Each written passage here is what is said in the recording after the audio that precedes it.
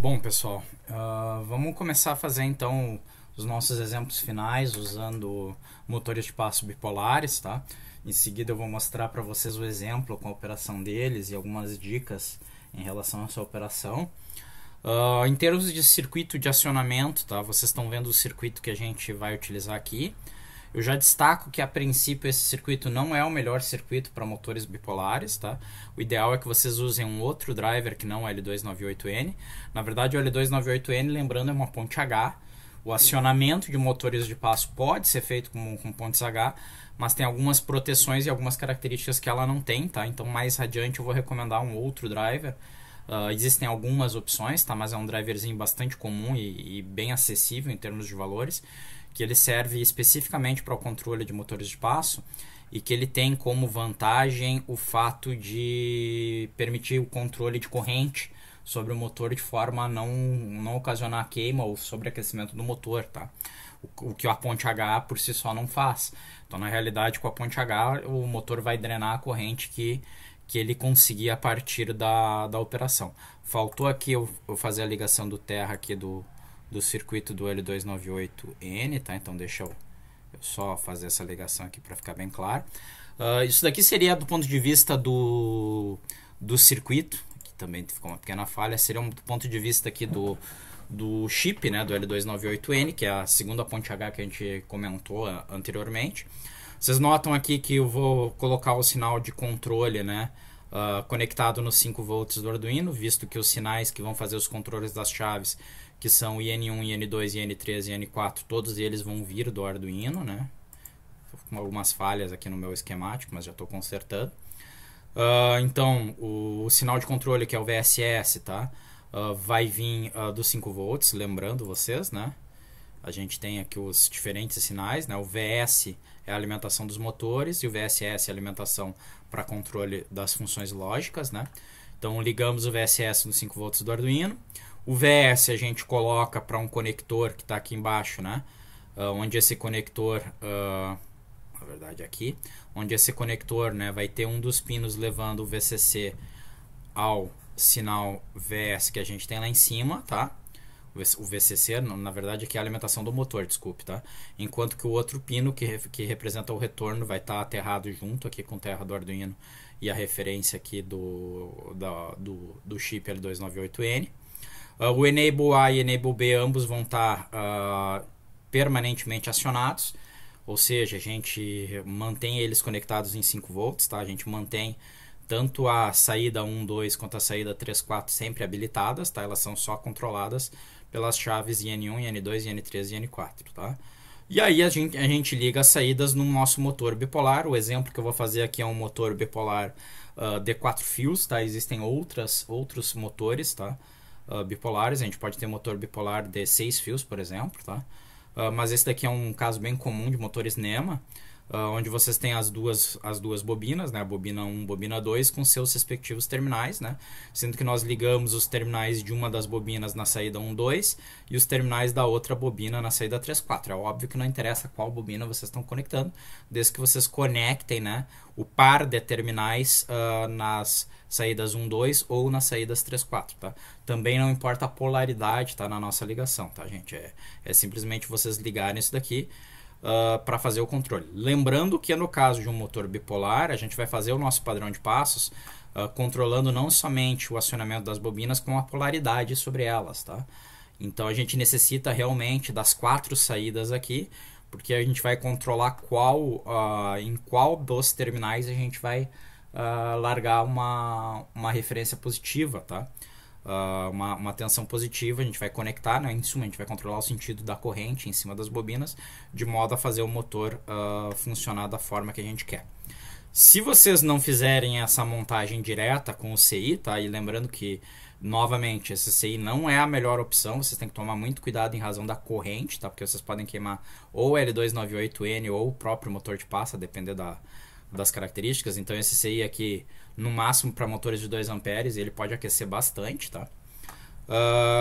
Muito provavelmente vocês vão estar usando, se usarem o L298N, vocês vão estar usando o Shield, que é esse carinha aqui, tá? Então deixa eu dar um zoomzinho aqui para nos ajudar. No Shield, gente, vocês vão ter algumas características que vocês vão ver depois ali no exemplo, tá? Vocês vão ter aqui um conector tipo KRE, né? Que vai funcionar para uma das bobinas, digamos para a bobina 1, 2, a gente vai conectar na saída representando o motor A, a gente conecta a bobina, os terminais 1 e 2 da primeira bobina. No conector correspondente ao motor B, nós conectamos os terminais da segunda bobina, os terminais 3, 4, tá? A gente pode manter os jumpers que mantém sempre as saídas do motor A e do motor B ativos, que correspondem novamente, né, aos terminais 1 e 2 e 3 e 4. Esse jumper aqui ativa 5 volts, nós podemos remover, tá? Ou vocês podem manter se vocês quiserem, tá? Mas desde que o aterramento seja feito em conjunto lá com a placa do Arduino. Se vocês mantiverem, vocês não vão conectar nada aqui no pino de 5 volts. Se vocês removerem, vocês vão conectar aqui a saída de 5 volts lá da placa do Arduino nesse terminal. E, obviamente, né, vocês têm que conectar também a saída lá de referência de ground da placa do Arduino nesse terminalzinho aqui, tá? E aqui no terminal 6 a 35, vocês vão ligar, obviamente, a alimentação correspondente à alimentação nominal do motor, né? Então vocês têm que ver qual é a tensão do motor de vocês, tá? Para conectarem ali a alimentação específica dele, lembrando que a referência lá da fonte de alimentação do motor também vai ter que estar aterrada junto aqui no terra, tá? Depois eu reviso para vocês essa montagem aqui, a gente faz de novo ela ali na hora de eu mostrar o exemplo, ok? Então basicamente, pessoal, é isso que a gente tem que fazer em termos de montagem do nosso circuito, tá? Em termos de código, eu vou mostrar para vocês aqui basicamente o uso da stepper e o uso de acionamento direto, tá? Aqui no acionamento direto vocês vão ver que eu fiz os dois esquemas de acionamento, tanto o acionamento por passo cheio quanto o acionamento por meio passo, tá? E aí eu vou explicar aqui com mais calma agora. E depois eu mostro o exemplo dele com a stepper, tá? Na prática, gente, é uma coisa bastante simples que a gente está fazendo, não tem nada de espetacular aqui, tá? Se vocês forem ver a mesma rotina que eu tinha desenvolvido para acionamento do motor unipolar, tá? Só que o que a gente tem que fazer aqui? Aqui, pessoal, a gente tem que lembrar que o nosso motor bipolar, e eu não tô com ele aberto aqui, eu vou abrir só um segundinho. Abrir aqui para mostrar para vocês, tá? A gente tem que lembrar que o nosso motor bipolar, ele funciona com um esquema de acionamento conforme esse modelo que vocês estão vendo aqui, quando a gente tem um acionamento em passo cheio, tá? Ou seja, primeiro eu ligo uma das bobinas, né?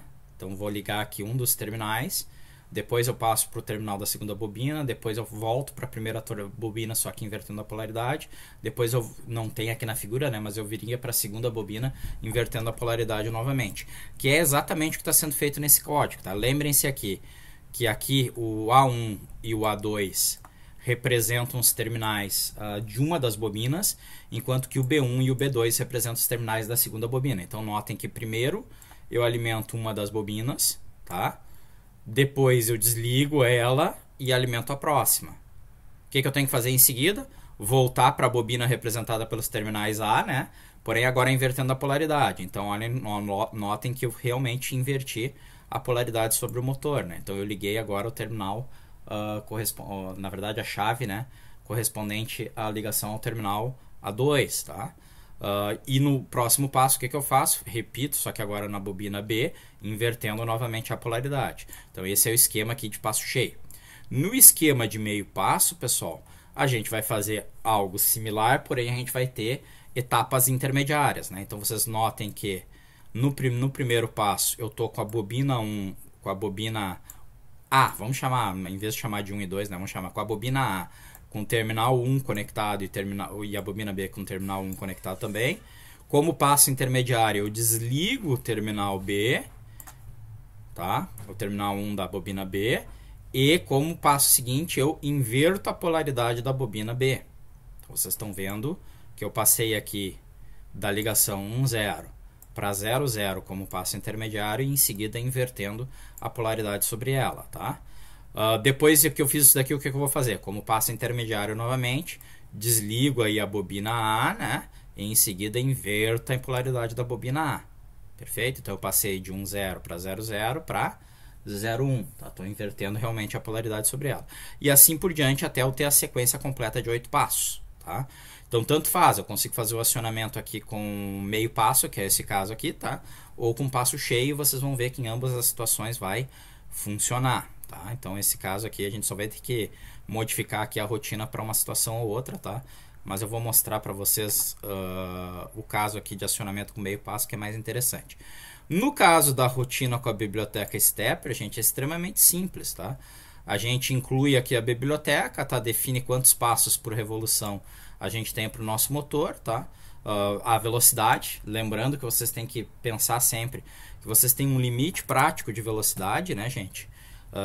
Que vai funcionar adequadamente com o motor em questão, tá? E aí a gente manda fazer a movimentação de acordo com o padrão que a gente estabeleceu, tá? Então não tem nada de muito espetacular. Eu vou mandar aqui ele fazer uma revolução inteira, mandar ele fazer 200 passos, tá? E separar por 1 segundo. Com a biblioteca Accel Stepper, tá, pessoal? A gente também consegue fazer, tá? A mesma coisa, só que no caso da biblioteca Accel Stepper, vocês têm que tomar o cuidado, pessoal, de declarar ela como full for wire, e para motor bipolar, usar a sequência IN1, IN2, IN3 e IN4, tá? E não a sequência que a gente declarava de pinos aqui pro motor unipolar, tá? Fora isso, vai funcionar da mesma maneira, tá? Esses 3 exemplos eu vou postar para vocês verem, tá? Antes de eu continuar, pessoal, é importante destacar que vocês deveriam buscar, tá? De alguma maneira, o manual do motorzinho. Eu fui à cata dele, demorei um pouquinho para achar, mas achei, tá? Que é esse cara aqui da Polycomp, nosso motor, depois eu vou mostrar, tá? Onde vocês vão ter os dados, né? Vocês vão ter ali o ângulo, que é o ângulo de passo, né? Que é 1,8 graus. Se vocês pegarem 360 e dividirem por 1,8 graus, vocês vão chegar justamente à conclusão que o nosso motor tem 200 passos por revolução, tá? Basta pegar 360 dividido por 1,8, dá 200 passos, perdão, por revolução, tá? Aqui ele está informando a questão de isolação, etc, tá? E aqui ele está informando para nós também os terminais, né, em razão da fiação conectada no motor, que em seguida vocês vão observar, e que a corrente máxima desse motor é 1,7 amperes, tá? Vocês vão ver, gente, que ele vai drenar aí um tanto de corrente. Se vocês testassem com esse motor, vocês vão ver que a nossa pontezinha L298 aquece demais, tá? Em razão da corrente que está sendo drenada por esse motor, mas é um motorzinho bem característico de pequenas impressoras 3D e pequenas máquinas CNC, tá? Ele teoricamente foi feito para funcionar a 5 volts, tá? A fonte que eu tinha aqui é de 12, então eu consigo alimentar ele por um curto período de tempo com 12, tá? Até porque as condições de teste que eles efetuaram com ele foram testes com 24. Então eu sabia que a princípio com 12 volts eu conseguia fazer a alimentação, mesmo que fosse causar um sobreaquecimento do motor e diminuir a vida útil, mas como é para um caso bem específico, tá? Eu fiz isso dessa maneira a fim de mostrar para vocês o que estava acontecendo. Então vamos pro nosso exemplo em seguida. Bom, pessoal, vamos para a parte prática aqui, então vou mostrar para vocês a nossa operação. O circuito aqui está bem sujo, né? Tem muito fio aqui envolvido, né? Nós temos aqui 4, 6, 10 fios aqui envolvidos, e o motor aqui tem a fiação meio longa, então fica difícil de enxergar, mas depois eu mostro para vocês as conexões aqui passo a passo, tá? Vou me permitir primeiro mostrar a operação, tá? Mas basicamente aqui, fazendo um comentário rápido, nós temos aqui uma das bobinas do motor, né, com esses fios aqui vermelho e azul, tá? A segunda bobina do motor aqui com fio preto e verde, está conectado aqui então no terminal motor A e no terminal motor B. Temos aqui os pinos de controle das chaves, né, da ponte H, conectados aqui nos pinos indo de 8 a 11 do Arduino, bem como terra e a referência de 5 volts, né, fazendo a conexão com a ponte H só para a gente conseguir fazer o controle dela, tá?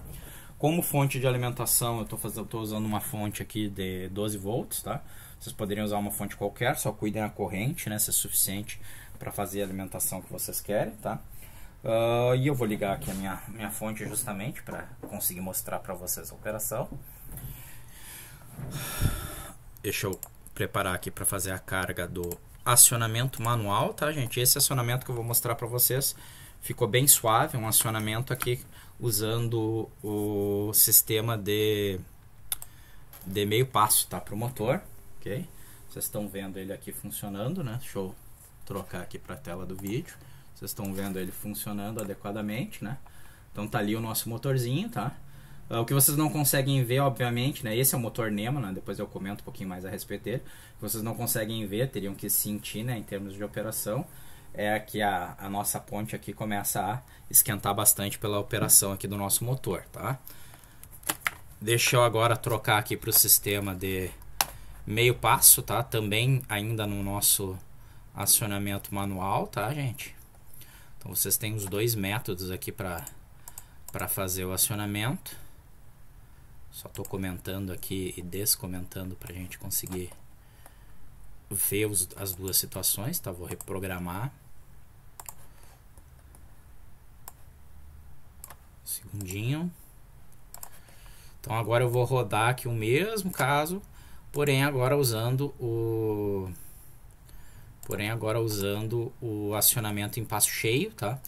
Eu não acho que vocês vão ver perceber talvez uma grande diferença nessa situação, mas vamos aqui, né? Então tá aqui. Então tá aí o acionamento com passo cheio, funciona bem igual, tá? Talvez um pouco mais de vibração só, tá? Ele fica um pouco mais lento também no meio passo, porque eu estou inserindo um delay para controlar a velocidade que a gente tem aqui no acionamento do motor, tá?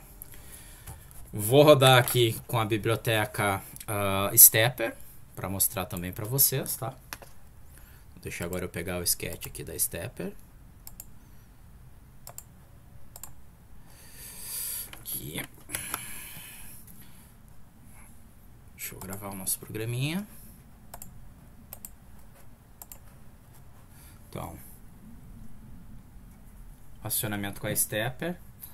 Aqui eu acho que eu sei o que é. A velocidade aqui eu alterei, tá? Então ele tá fazendo a movimentação, não sei se vocês conseguem notar, tá?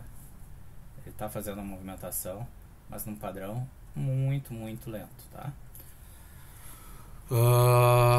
Eu teria que modificar aqui o nosso programa em termos de delay, tá? Só para conseguir fazer o movimento completo desse cara. Mas, novamente, né? A gente consegue fazer funcionar também tranquilamente com a Stepper, tá? E eu fechei aqui o exemplo da Axel Stepper, então deixa eu abrir. Eu acho que é este, tá? Para mostrar para vocês. Vocês estão vendo aí a movimentação com a Axel Stepper, né? Certo? Ele fazendo a aceleração e a desaceleração. Pena que a gente não consiga mostrar para vocês o áudio dele, tá? Nem a vibração, né? Mas dá para sentir a aceleração e a desaceleração acontecendo no nosso motor. Então, gente, em termos de codificação, bastante simples, né?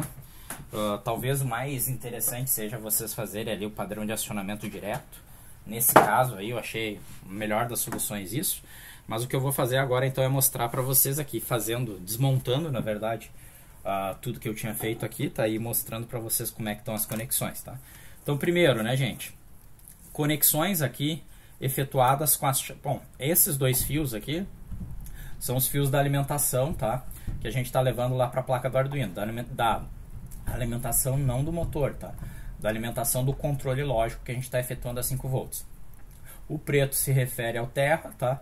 E o branco se refere ao 5 volts da plaquinha do Arduino, ok? Fora isso, né? Aqui no nosso jackzinho de alimentação, antes de eu chegar e continuar no jack de alimentação, tá? Esses fios que vocês estão vendo aqui, que eu estou mostrando para vocês, branco, preto, verde e laranja, são os pinos que estão ligados no Arduino para fazer o controle das chaves, né? A gente liga ali nas posições IN1 até IN4 da plaquinha. Não tem como eu mostrar para vocês aqui, tá? Por isso eu estou fazendo a leitura. Sendo que os jumpers ENA e ENB são mantidos na posição, tá? Eu só vou desconectar eles para limpar um pouquinho aqui, para a gente conseguir mostrar. Mas vocês estão vendo aqui que eles vêm justamente da plaquinha do Arduino entre os pinos 8 a 11, tá? Bom, ficamos aqui com um pouquinho menos de coisas, né?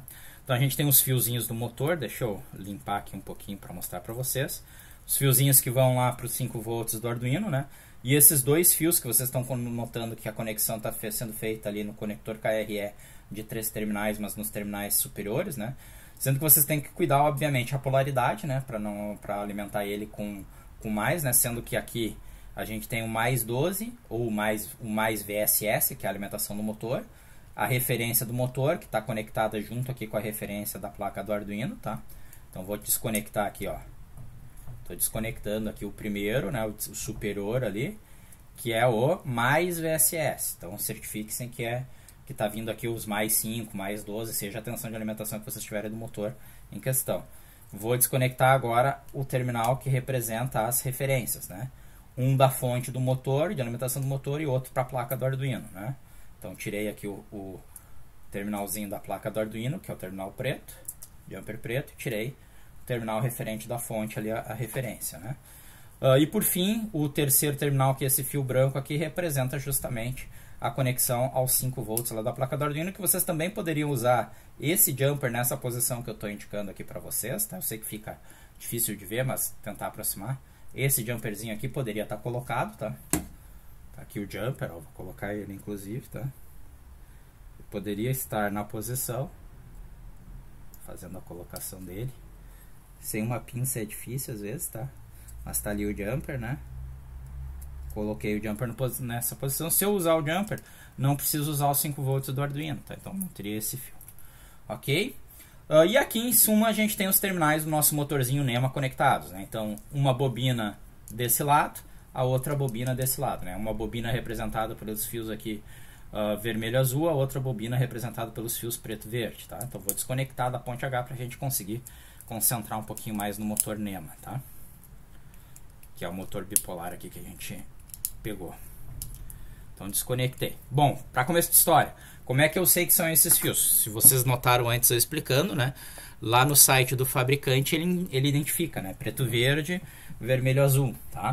Mas, que é o ideal, né, gente? Vocês sempre tem que ter datasheet dos componentes. Esse daqui eu não tinha, mas eu fui à cata, né? Então, temos aqui um bocado de fios aqui, né? Eu vou tentar organizar um pouquinho. Vocês me desculpem, tá? Temos os fios aqui, então, do nosso motorzinho, certo? Esse é o motor NEMA, maravilha.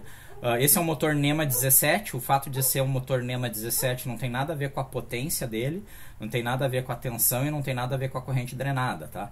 O NEMA 17 se refere a o tamanho aqui da placa frontal. Então, essa dimensão aqui frontal, tá? Na verdade, não é na diagonal, se eu não me engano. Deixa eu verificar aqui. 1, 2, 3, tá certo. Essa dimensão aqui, mas não na diagonal, tá? Essa daqui na horizontal, perdão, certo? É uma dimensão que é característica do motor NEMA 17. Então existe o padrão, tá? Tem NEMA, se não me engano, 14, 17, 21, 23 e assim por diante. Depois eu vou deixar para vocês um recurso ali permitindo que vocês identifiquem justamente o tipo de motor pela dimensão da placa frontal, tá? Esse motor aqui tem um eixo, né, redondo. Não é a melhor opção, tá, gente? Se vocês forem trabalhar, o ideal é que o eixo do motor seja o que a gente chama de eixo D, ou eixo chanfrado, tá? Então seria a mesma coisa, porém ele tem um chanfro aqui no eixo, e esse chanfro, essa parte reta, serve pra gente conseguir fazer o acoplamento melhor, tá? Sem a possibilidade de escorregar aqui em razão do motor. E aqui atrás dele, acho que é virtualmente impossível para vocês conseguirem perceber isso daí, tá? Eu tô tentando aqui aproximar da câmera, mas acho muito, muito difícil. Vocês só estão vendo que tem uma inscrição aqui, né, na placa. Tem justamente aqui a identificação do fabricante e a identificação do tipo de motor, tá? Então, de novo, o NEMA 17 vocês vão ter essa dimensão física, potência, tensão, corrente pode variar de motor a motor, vocês têm que confirmar, tá? Tem algumas informações na etiqueta de identificação que podem ajudar vocês a identificar a operação do motor, se ele seguiu a normativa, tá? Mas em termos de espessura, vocês podem ter essa espessura aqui, como pode ter uns motores super profundos, tá? Então vai depender novamente do motor que vocês estiverem usando. Se vocês não tiverem manual do fabricante, vocês quiserem fazer uma identificação, gente, das bobinas, bastante simples fazer usando um multiteste, né? Então vou pegar um multiteste aqui. Vou conectar aqui, tá? Vou tentar manter o display aqui visível para vocês. Eu tô com ele em modo de continuidade, tá? Então vocês estão vendo que ele, na verdade eu estou esperando aparecer aqui na tela, mas nesse momento eu coloquei ele aqui a apitar, tá? Ele tá mostrando ali a continuidade. O que eu vou fazer? É simples, né, gente? Se os dois terminais pertencerem à mesma bobina, vocês vão ter continuidade entre eles, tá? Então, por exemplo, ó, vou pegar aqui os terminais preto e vermelho, tá? Na verdade, eles são de bobinas diferentes. Então, quando eu fizer a conexão aqui do meu multitest, quando eu pegar a bobina vermelha e a bobina preta, tá? Vocês estão vendo aqui no multitest que não tem conexão entre eles. Porém, se eu pegar agora a preta com a verde, pegando aqui preta e verde, tá? E eu fizer o mesmo teste de continuidade, aí vocês vão notar que o equipamento vai bipar ou vai indicar uma resistência muito baixa, tá? Então, na verdade, ali ele está bipando, vocês conseguem ver o sinal ali de bip na tela do multitest, o que significa que esses dois terminais eles estão com uma resistência muito baixa, né? O que significa que eles estão na mesma bobina. Então é uma forma bastante simples de fazer a identificação, tá? Então vocês conseguem verificar quais terminais pertencem à mesma bobina simplesmente usando um teste simples aqui com o nosso multitest, tá? Que também seria útil, gente, se vocês quisessem identificar a corrente de operação desse cara, tá? Porque vocês conseguiriam verificar a corrente que tá passando pela bobina e eventualmente colocar uma resistência ali, tá? De controle para fazer a limitação dessa corrente, tá? Para não sobreaquecer tanto a ponte H. Mas de novo, tá? Eu recomendo para vocês, pessoal, ao contrário aí do uso da ponte H, tá? Eu recomendo para vocês, preferencialmente, que vocês utilizem um CI de driver específico para motores bipolares, tá? Ou para motores de passo em geral. Mas tem alguns drivers que são recomendados, tá? E um desses drivers, pessoal, é o A49. Tô vendo aqui a identificação para você, só certinho, antes que eu fale ele errado, tá? Cadê? É o A4988, tá? O A4988, vocês vão encontrar aí pelos sites aqui de venda de equipamentos por até R$7, R$8, tá? E ele vai ter como vantagem justamente conseguir fazer o controle do motor de passo, inclusive com outros esquemas de acionamento, tá? Sem que vocês tenham que fazer o controle dos passos pelo programa de vocês. Então ele vai fazer o sistema de acionamento, vocês só vão mandar o motor movimentar um passo, tá? E ele também tem a característica justamente de permitir fazer o controle da corrente sobre o motor, tá?